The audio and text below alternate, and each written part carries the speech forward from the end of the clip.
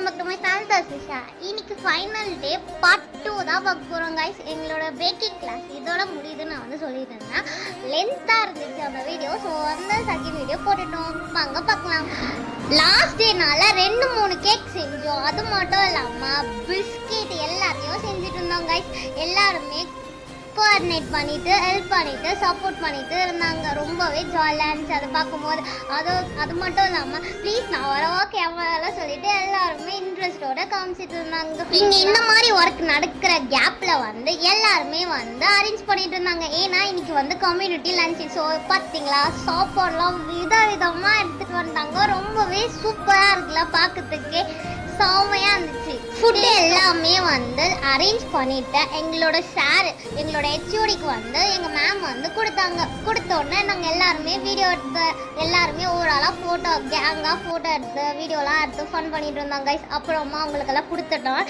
இந்த மாதிரி 2-3 பேர் வந்து அந்த இதில் நின்று சர்வே பண்ணணும்னு சொல்லிட்டாங்க.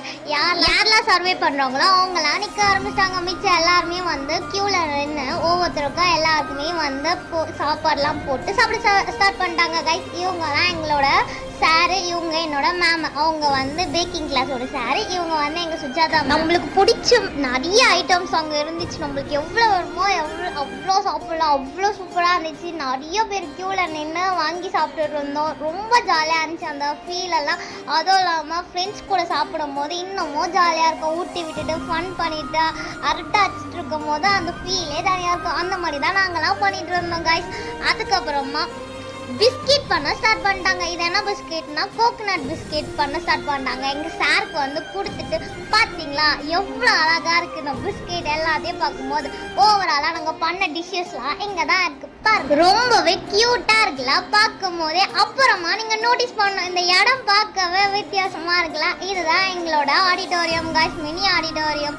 அங்கே வந்து எங்கள் மேமால தான் நாங்கள் இங்கே வந்தோம். எங்கள் மேம் வந்து யூனிக்காக இருக்கட்டும்னு சொல்லிட்டு இந்த பிளேஸை வந்து சூஸ் பண்ணாங்க. Thank you so much ma'am.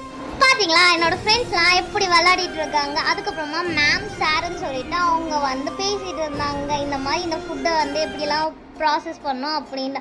அதுக்கப்புறமா என்னோட ஃபீட்பேக் கேட்டாங்க கைஸ். ரொம்ப சூப்பராக இருந்துச்சு. நான் ஃபீட்பேக் தந்தேன், நீங்களே பாருங்க.